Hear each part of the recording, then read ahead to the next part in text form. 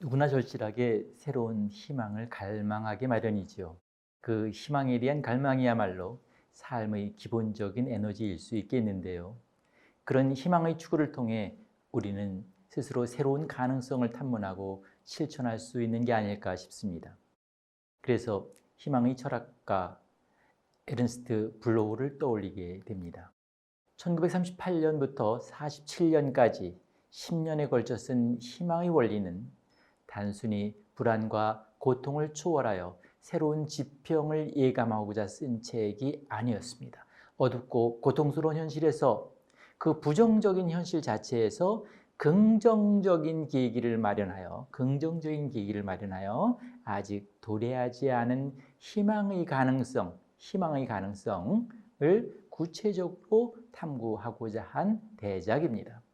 일찍이 슈팽글러가 서구의 몰락이라는 책에서 세계 불안이라는 개념으로 도식화했던 세계사를, 그러니까 이 슈팽글러는 세계사를 이게 세계 불안의 역사다 이렇게 생각을 했는데, 그렇게 세계 불안이라는 개념으로 도식화했던 세계사를 희망으로 대체한 이 책을 일러 스턴은 블로우 철학의 독창성은 역사, 인류 현상학의 중심에 희망을 놓았다는 데 있다. 그러니까 중심에 희망을 놓았다는 데 이 블로우의 철학의 독창성이 있다. 이렇게 칭찬한 바 있습니다. 우리는 누구인가? 어디서 와서 어디로 향해 가는가? 우리는 무엇을 기대하며 무엇이 우리를 맞이할 것인가? 이런 근본적인 질문으로 시작하는 희망의 원리라는 책을 통해서 에른스트 블로우는 문제는 희망을 배우는 일이라고 강조합니다.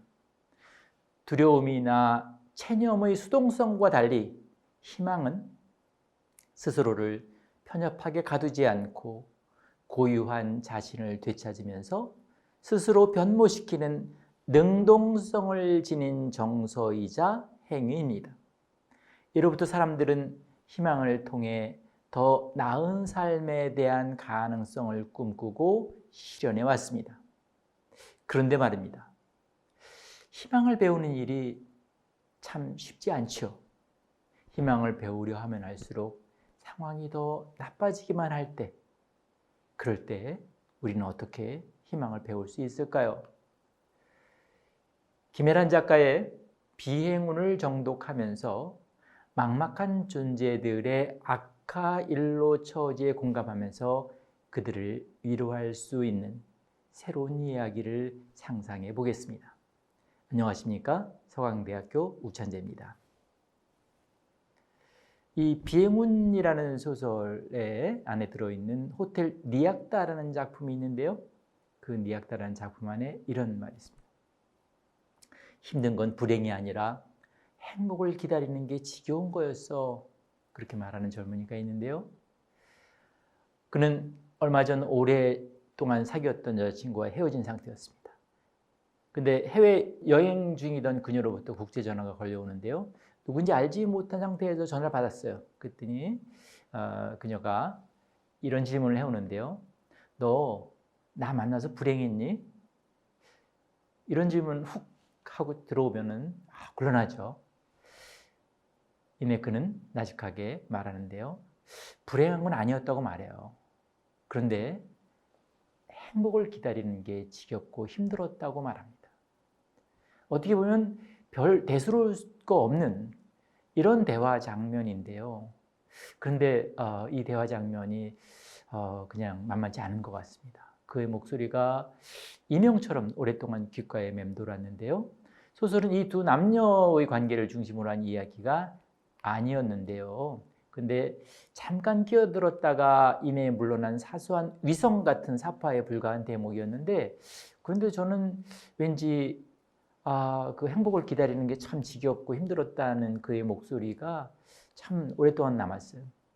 아마도 그의 목소리에서 연상되는 그의 포주와 마음의 처지에서 우리 시대 젊은 세대들의 어떤 집단 무의식 내지 아비투스 입장을 발견하는 우울을 경험한 탓이 아니었을까 싶습니다. 또는 그런 목소리를 위로하고 그런 우울을 애도하려고 한 작가 김애란의 이야기 약손의 신압으로 공감하고 몰입했던 까닭이 아니었을까 생각합니다. 어쩌면 김애란의 세 번째 소설집 비행운을 읽는다는 것은 제가 아까 말씀드린 그의 목소리, 그런 목소리와 관련한 모종의 판타지와 대화하는 형국이 될지도 모르겠습니다. 호텔 니악다라는 작품에서 서윤의 옛 남자친구 경민이 어떤 처지에서 어떤 행복을 기다렸는지는 구체적으로 얘기되지 않습니다. 다만 그는 아직 행복을 욕망해야 하는 혹은 준비해야 하는 상황에 놓여 있고 그 행복의 욕망은 여전히 미끄러지고 있을 뿐만 아니라 오히려 실존적 상황은 악화일로에 있어서 젊은 청춘의 사랑 하나 제대로 품을 가슴조차 지니지 못한 매우 신선한 상태라는 것을 유추할 수 있을 따름입니다. 그 다음 장면에서 서윤이 동행한 친구 은지에게 백석의 시 남신의주 유동 박시봉방이라는 시를 거론하는데요. 이는 여행자의 처지인 자신들의 모습을 떠올리게 하지만 그런 얘기를 했던 경민의 처지를 연상하기도 합니다. 백석의 화자는 아내도 집도 없는 사내였습니다. 추운 겨울날 목순의 헛간에 들어 자신의 불우한 처지를 생각하지요. 나는 내 뜻이며 힘으로 나를 이끌어가는 것이 힘든 일인 것을 생각하고 이것들보다 더 크고 높은 것이 있어서 나를 마음대로 굴려가는 것을 생각하는 것인데, 이런 구절에서 명료하듯이 이 사내의 어지러운 마음에는 슬픔과 한탄 따위가 앙금처럼 가라앉아 있었습니다. 한없이 속절없는 주체의 처지와 그런 주체를 압도하는 가공할 만한 대타자의 억압 사이에서 비탄의 앙금은 심연처럼 깊어지고 그 심연에서 역설적으로 인식의 의지적 지평을 백석의 화자는 마련하고자 했던 것입니다. 드물게도 굳고 정한 갈매나무라는 나무를 생각하는 것이 바로 그것입니다. 그러나 백석의 화자와는 달리 김애란이 응시한 젊은 영혼에게는 갈매나무라는 장치마저 준비되어 있지 않은 것처럼 보입니다. 갈매나무마저 생각할 수 없는 처지에서 행복을 마냥 욕망해야 하는데 그에 반비례하여 행운이 아닌 비행운만 가중되는 형국이니 정녕 문제적인 전경이 아닐 수 없겠습니다. 김애란 작가의 두 번째 소설집 침이 고인다에 수록된 자오선을 지날 때 도도한 생활 이후 대부분의 인물들은 그런 경민 같은 젊은이들이거나 그 친구들이거나 아니면 그 반대편 적들입니다. 한없이 막막하고 아득한 상황에서 그보다 더 나쁜 상황으로 치닫는 악화일로 플롯으로부터 그들은 결코 자유롭지 못합니다. 대학을 졸업하고도 변변한 일자리를 얻지 못하거나 취업을 했다 하더라도 만족할 수 없는 수준의 캐릭터들이 등장합니다. 호텔 니악다, 너의 여름은 어떠니, 큐티클, 30 이런 작품을 보시면 되는데요. 중년 하층민의 고단한 처지를 다룬 그곳의 밤, 여기의 노래 이런 작품이나 하루의 축에서는 그 핍절함이 더욱 국진하게 그려지는데요. 사정이 딱하다 보니 이야기 속의 인간관계는 더욱 나빠지기 일쑤입니다. 호텔 니악다에서 두 친구 사이는 매우 소원해지고 너의 여름은 어떠니 나 30에서는 기대했던 옛 남자친구로부터 어이없이 배반당하지요. 사실 김애란의 여러 소설에서 옛 남자친구들은 종종 느닷없는 배신자의 기호로 등장하는 경우가 많이 있는데요. 그 서른의 경우는 남자친구에게 배신당했던 여주인공이 자기 제자를 배신하는 것으로 그려져 충격을 더해주기도 합니다.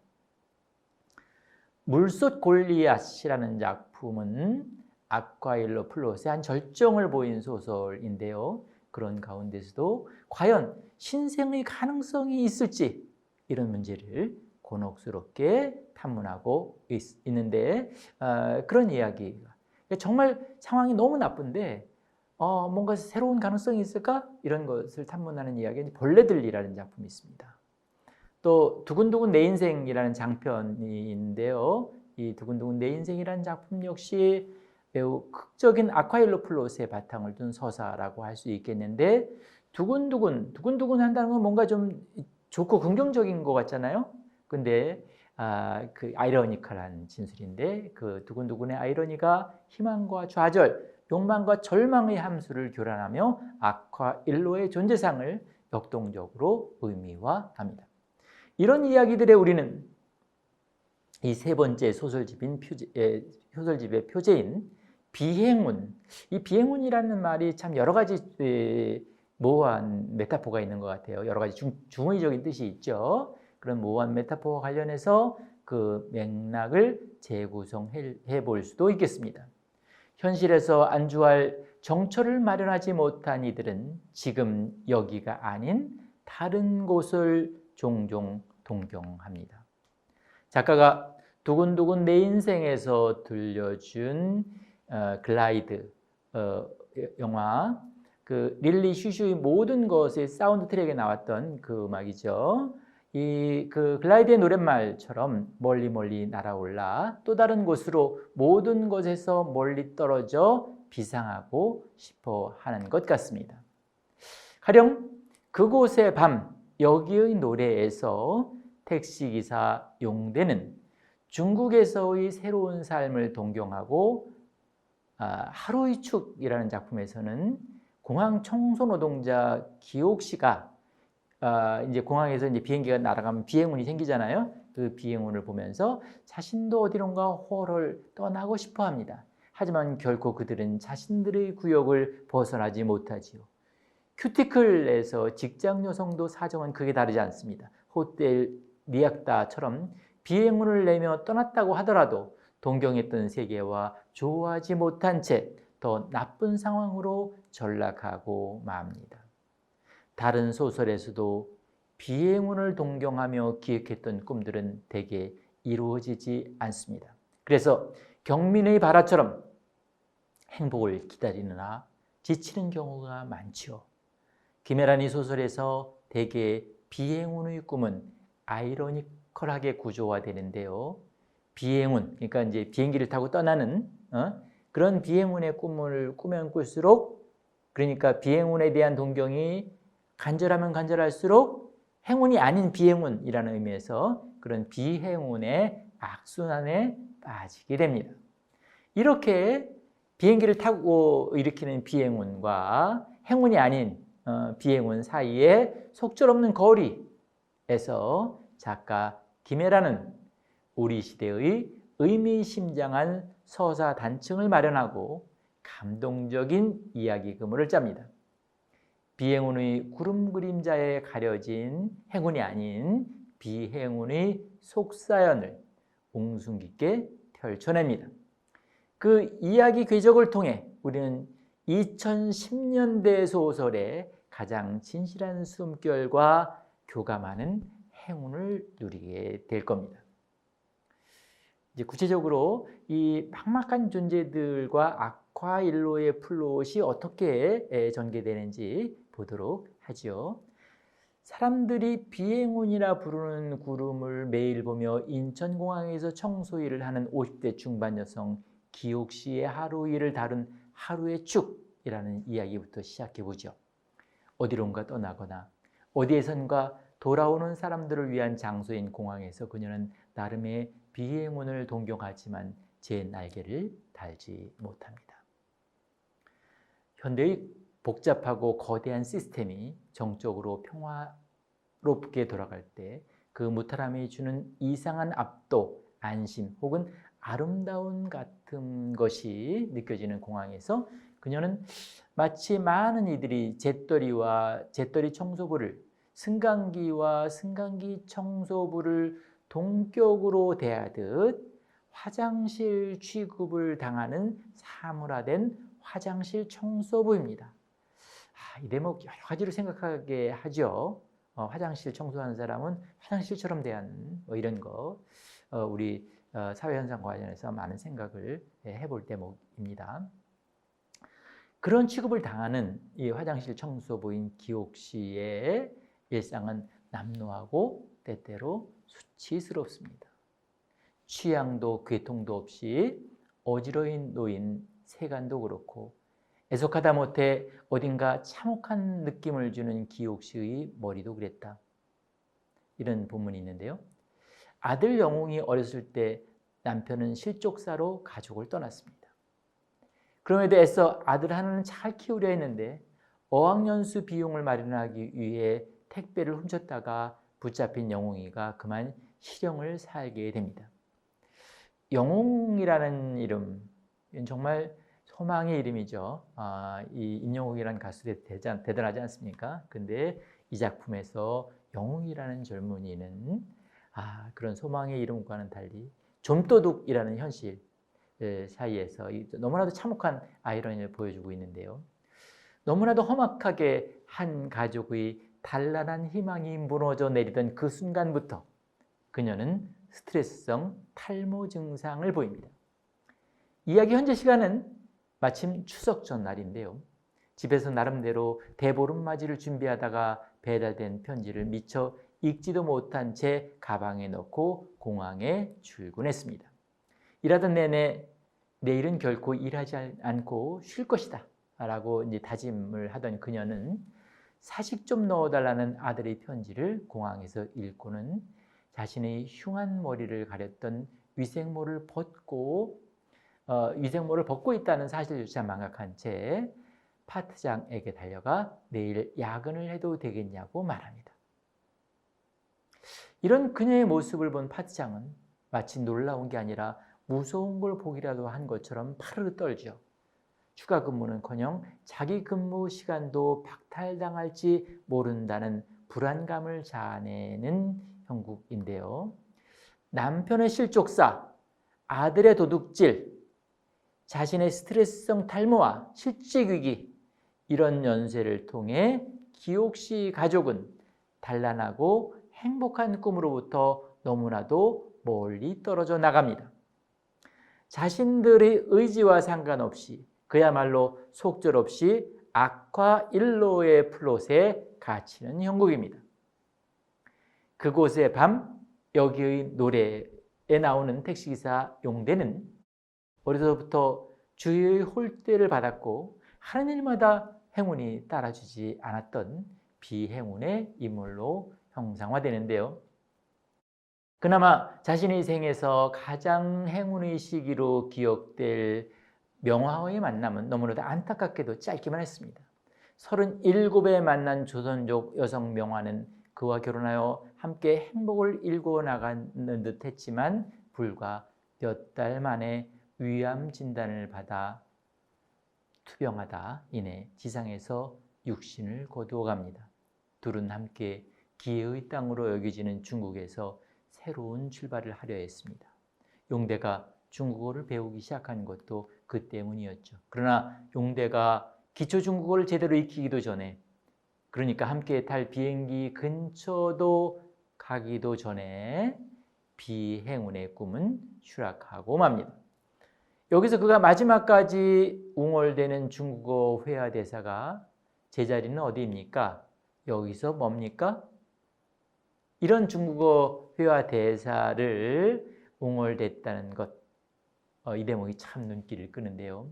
어려서부터 행운이 따라주지 않던 용대는 아직 지상에서 제 자리를 찾지 못한 비행운의 인물인 것입니다. 그곳이 어디인지 얼마나 먼지 알지 못하기에 막막하기만 하지요. 그러니까 단순한 중국어 회화가 아니라 매우 간절한 실존적 소망의 질문에 속한다고 해야 할 겁니다. 이런 질문을 계속 거듭 기다려야 하기 때문에 경민이 그랬듯이 용대 역시 지겹고 힘들기만 하겠지요. 경민의 연배 이후 10년 가까이, 이제 경민은 20대였는데 용대는 30대니까 10년 가까이 용대에게 그 비행운이 지속되었다는 것은 매우 안타까운 일이 아닐 수 없겠습니다. 벌레들이라는 작품이 있는데요. 벌레들의 주인공은 전세금이 저렴하다는 이유로 재개발지구로 전세를 얻어 들어갑니다. 이제까지 살던 집 중에서 가장 넓고 환한 집이어서 더욱 행복할 수 있기를 꿈꿉니다. 그러나 소음으로 인해 주인공은 매우 불안해합니다. 이 벌레들의 한 대목을 작가 김혜란 씨가 이 소설집이 나왔을 때 문학과 지정사에서 주최한 낭독 행사에서 낭독한 부분이 있는데요. 그 대목을 제가 작가의 동의를 얻어서 여기서 같이 여러분께 들려드리려고 합니다. 잠깐 본문 낭독을 들으시고 계속 이어가도록 하겠습니다.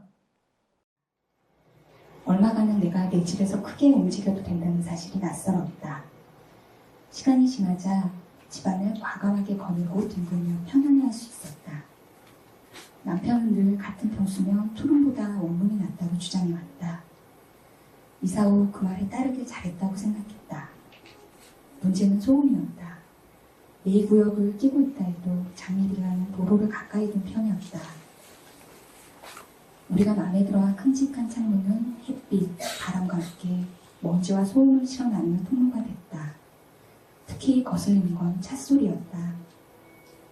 너무 멀지도 가깝지도 않은 소문처럼 무서운 속도로 달려왔다 딱 서너 발자국을 남기고 물러서는 파도처럼 어디선가 떠나오고 또 떠나가는 작은 차 소리들. 넓은 곳에 살고 싶다는 욕구는 어느새 조용한 곳으로 옮기고 싶다는 바람으로 바뀌었다. 조용한 곳에 있고 싶은 마음은 공기 좋은 곳에 살고 싶다는 욕심으로, 나중엔 또 괜찮은 이웃들이 모이는데 머물고 싶다는 욕망으로 변할 테지만 서울엔 그 조건이 모두 충족되는 공간이 있지 않았다. 나는 찻소리가 싫었다. 하지만 온몸으로 그 소리를 빨아들이고 있었다. 매일매일 도시를 들이마시고 있었다. 그것은 내 표정과 말투, 내장의 질서를 바꿔놓았다. 한날 참다 못해 남편에게 하소연을 했다. 오빠, 나 저 소리들 때문에 미칠 것 같아. 이 집을 택하는데 적극적으로 앞장섰던 남편이 시무룩한 표정을 지었다. 왜? 난 괜찮은데. 오빠는 주로 밤에 들어오잖아. 나는 종일 집에 있어야 된다고. 라디오를 좀 들어봐. 그럼 괜찮아질 거야. 내가 원하는 건 다른 소리가 아니라고. 그냥 아무 소리도 나지 않는 조용한 상태. 그뿐이라고. 정말 그랬다. 고요는 오존층처럼 우리 몸을 보호해주는 투명한 막 같은 거였다. 물이나 햇빛처럼 사람이 사는데 꼭 필요한. 그런데 찻소리가 그걸 자꾸 찢고 들어왔다. 소음만이 아니지요. 제목에서도 알 수 있는 것처럼 벌레들이 더 문제가 됩니다. 아래쪽 재건축 구역에서 베어낸 오래된 나무에서 기어나오는 무수한 벌레들의 침입으로 그녀는 무척 곤혹스러워합니다.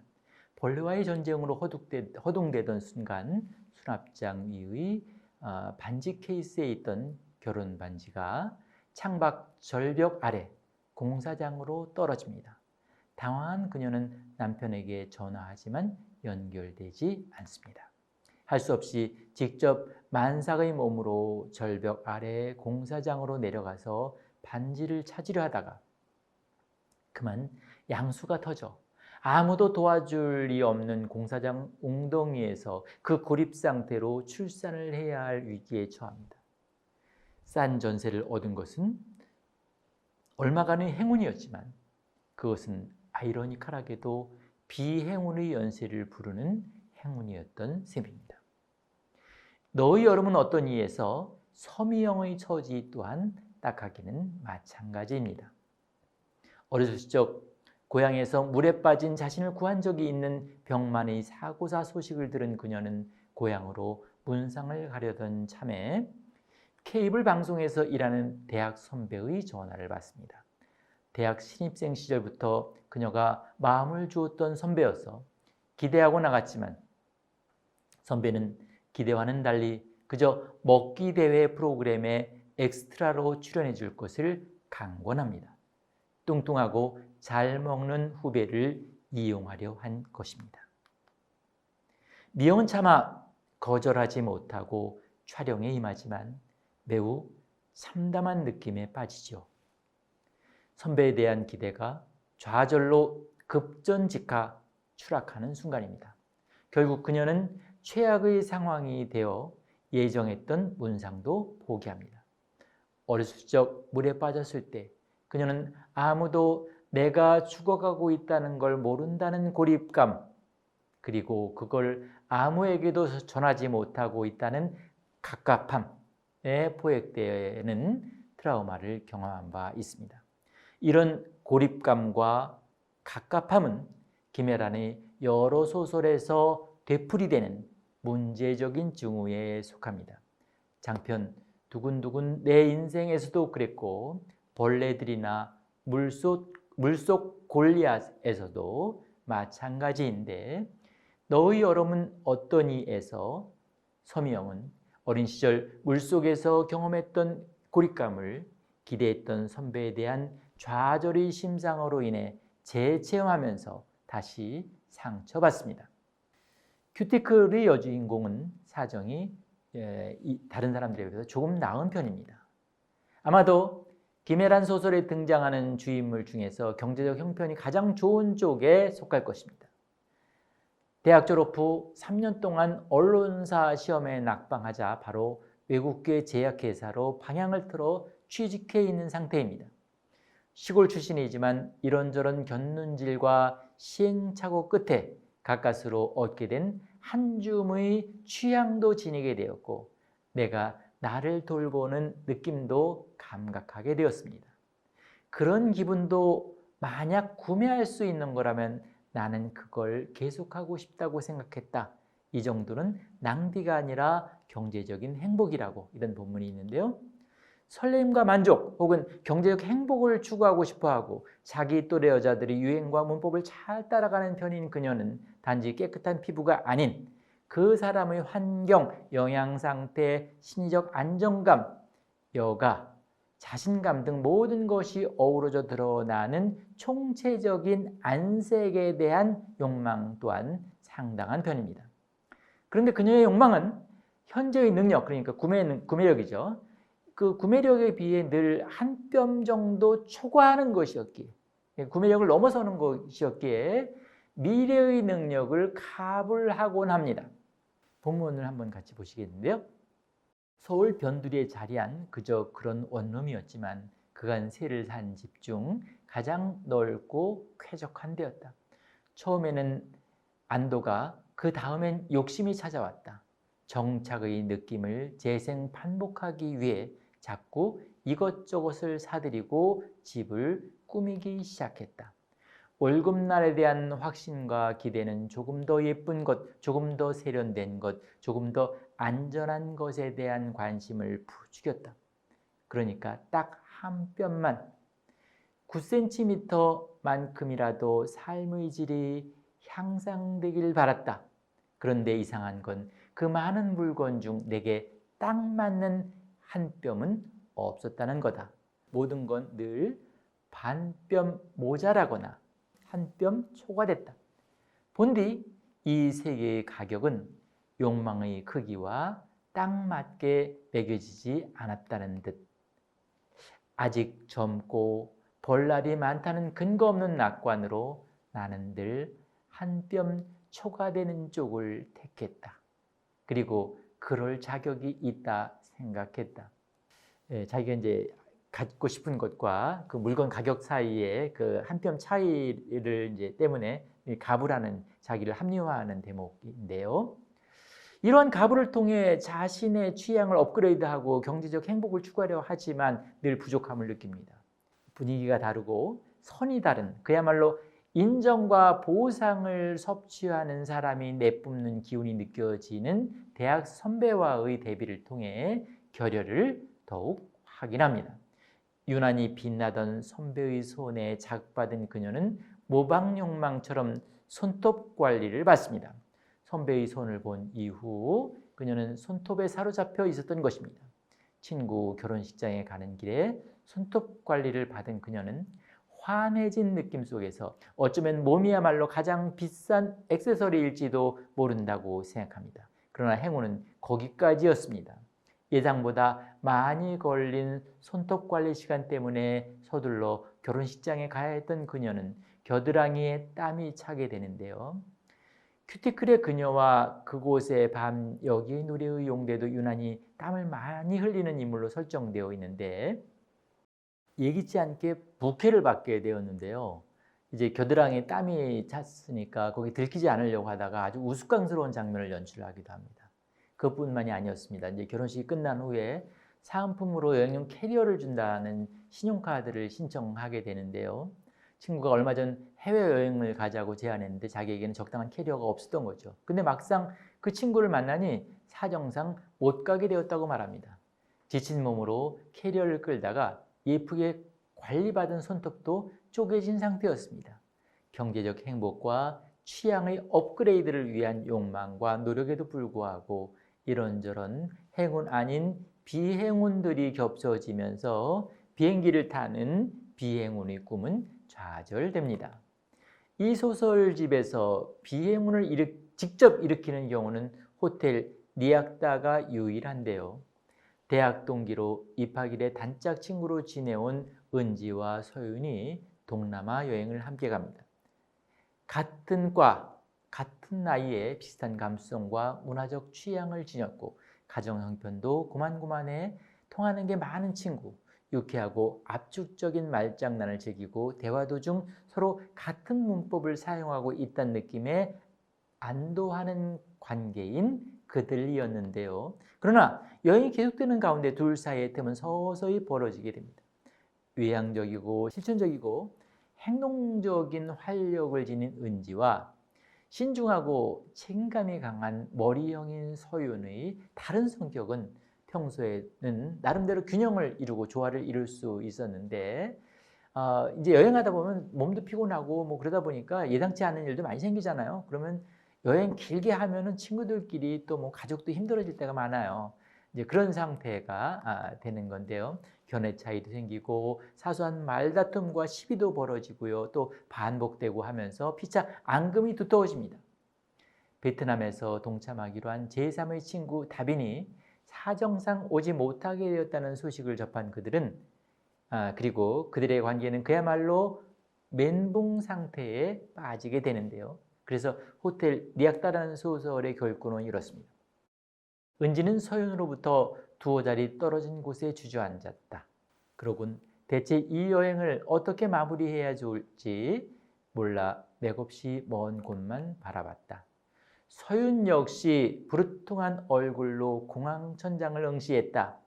이들의 발길이 어디로 향할지 또 어디에 머물지는 아무도 몰랐다. 이렇게 서로 다른 곳을 바라보고 있는 거죠.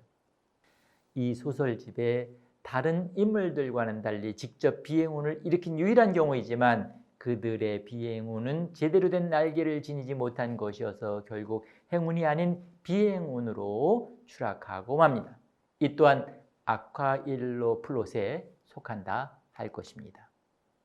이 소설뿐만 아니라 여러 편에서 김애라는 막막하고 아득한 시년처럼 결말을 구성합니다. 사정이 아카일로로 치닫다 보니 그런 처지의 인물들이 겪는 막막함의 광장공포 내지 불안은 매우 극적인 구성적 상징을 획득합니다. 이 점이 이 비행운이라는 소설집을 관통하는 공통된 서사문법의 하나라고 할 수 있습니다. 본문을 한번 같이 보시겠는데요. 아랫도리에서 칼을 애는 듯한 고통이 전해졌다. 나는 힘주어 콘크리트 조각을 쥐었다.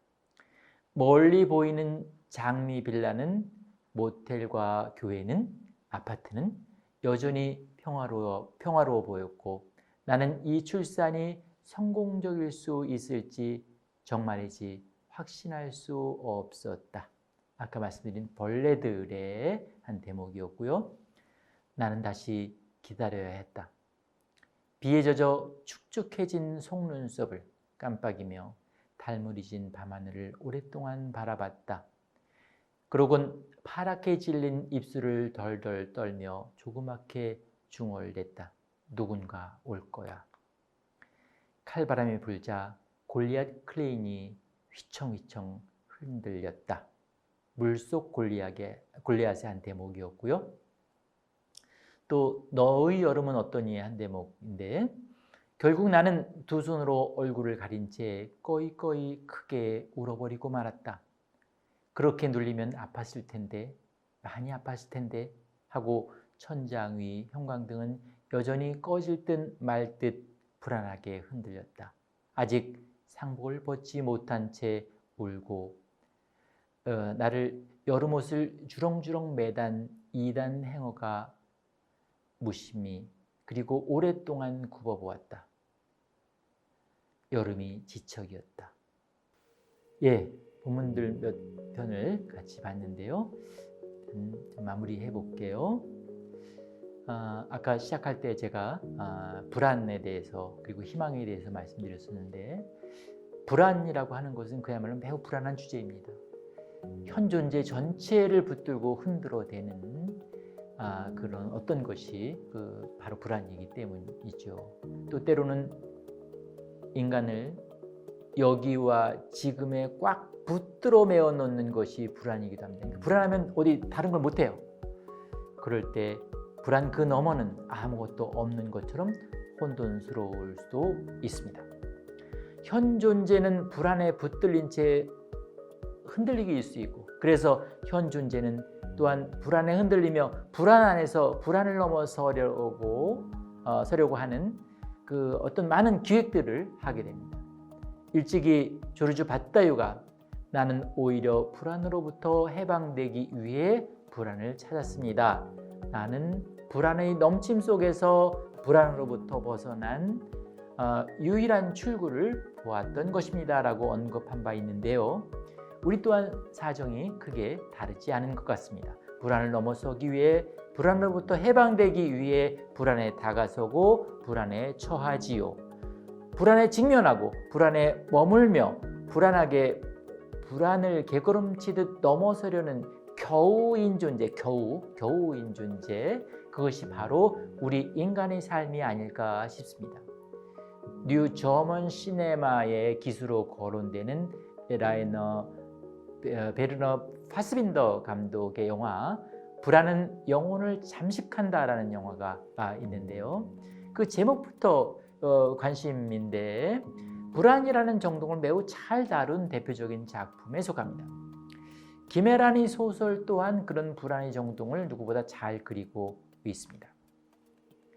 그 불안의 사회경제적 조건과 긴밀하게 연결되어 있다는 점에서 김혜란의 인물들이 아콰일로이 플롯에서 겪는 불안의 정동은 21세기 현재 우리 사회의 불안의 풍경을 잘 보여준다고 할 수도 있겠습니다.